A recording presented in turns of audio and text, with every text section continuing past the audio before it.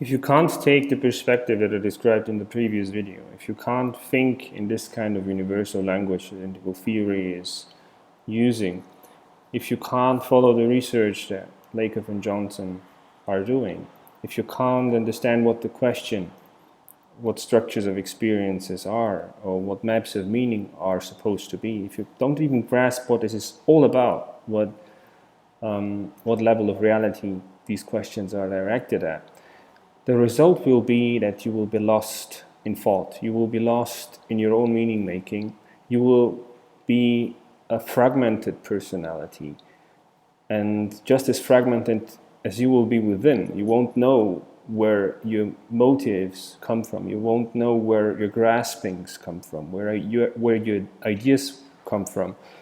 You won't know your own history. You won't know your own past. And just as fragmented as you will be within, just as basically self-forgotten you will be within, you will be in the outside. This is the world that you will see will be a fragmented world. It will be a world that comes in small chunks, in pieces that you can make sense of, but the larger whole will always remain outside your reach.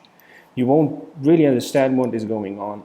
The moment you get outside of a sphere where you feel like more comfortable with having been acquainted with certain phenomena, you basically will lack a basic sense of orientation. You will feel lost, and you will lack a sense of coherence. Even though you might feel very sure about what you think is going on in the world, in the end, whatever vision you come up with, whatever kind of reality you come up with, will be a reality that is, as following the examples that I gave in the previous video, it will be just as fragmented as describing political reality in just the terms of the political metaphor of father, the strict father figure, for example, as the conservatives do. Just as fragmented as, on the other hand, the picture is that more liberal and progressive thinkers tend to use when describing the state as a more nurturing element. Just as fragmented as those pictures are, so fragmented will your reality be. And this is the present state we find ourselves in. This is where integral can really help us with. It is the kind of world philosophy that can help us bring together not only different disciplines, but it can help bring together humanity as a whole. It can unite people, it can unite or integrate personalities. It can make you whole as a being through this approach of asking these very foundational questions. And even if the kind of answers that integral theory comes up with are partial or turn out to be, will be outdated in a few years from now, which is, I mean, it's conceivable that there will be changes to the whole thing. Because as every kind of theoretical construct, integral theory itself is also based on foundational distinctions that you make. And in some cases, these distinctions are apt, in other cases, they're not. Like the foundational distinctions that integral is making, for example, is this lower, higher distinction, for example. It's one of the major guiding metaphors in integral theory. That's what lends depth to the universe of integral. The notion of development or something being higher than something else. Of course, it's a metaphor. And of course, we have to make explicit what we mean when we're speaking about something being more deep or, to turn it upside down, more high, or more highly developed than something else. We have to be very specific what we're saying here, because just a very loose notion, just a very loose use of the notion of depth, I think does more harm than it actually helps us. But this is the great potential of integral as a whole. It can unify people, it can unify personalities, disciplines, and it can also unify social spheres. And this is one of the really, really painful things that I observe. Loneliness, it's the thing that you feel like you're basically not allowed to go outside the very sphere in which you have established yourself. You're not really allowed to look into, let alone influence, spheres that are outside of your own control. It has been a very recent phenomenon of the past, I don't know, maybe 20 years, or I would say even less, maybe 10 years, that different social spheres have started to becoming increasingly more transparent to each other. Take the universities, I already used this as an example. It's a pretty recent phenomenon that the universities have really gone out into the world and started publishing their findings in a language that is accessible to everyone. They started creating podcasts and making available lectures. Just as musicians, for example, started to make visible their own world space in sharing and documenting with videos how they create a piece of music and a piece of art, in sharing their own thought process, their own creative process. This is a very recent phenomenon, but this was one of the really, really painful experiences of the past, that once you actually were allocated a specific social sphere, you couldn't really leave. You couldn't really go anywhere else. You felt like an isolated, stranded on an isolated island. And the moment you are given the ability to hear, to hear what is going on in other islands and what is going on in other spheres, is very liberating, and it's something that is, I think that makes life beautiful again and really meaningful again.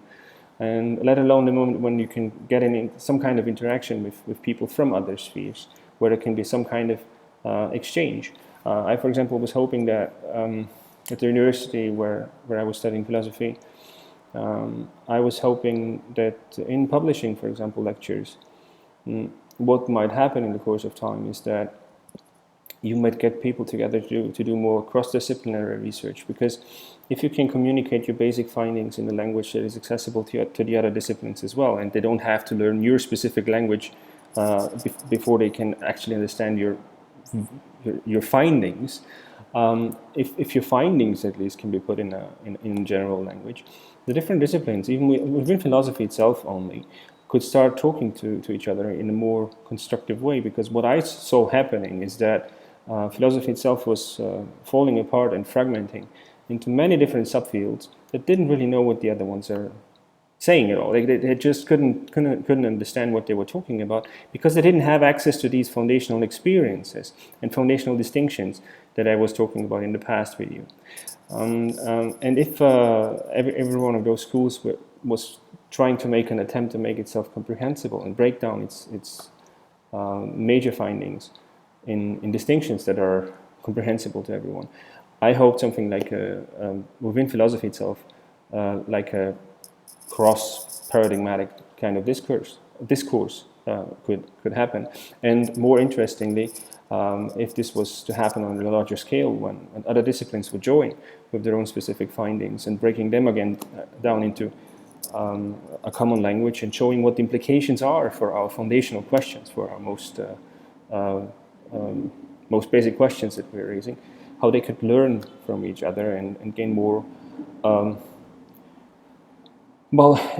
inherently integral perspectives without really even being aware of it, just by following the practice of breaking your specific perspective down into something more general, that is more comprehensible, and putting it into discourse, putting it into a field of discussion that is in principle open to everyone. Because right now, the various fields are not open to everyone. They're highly restricted.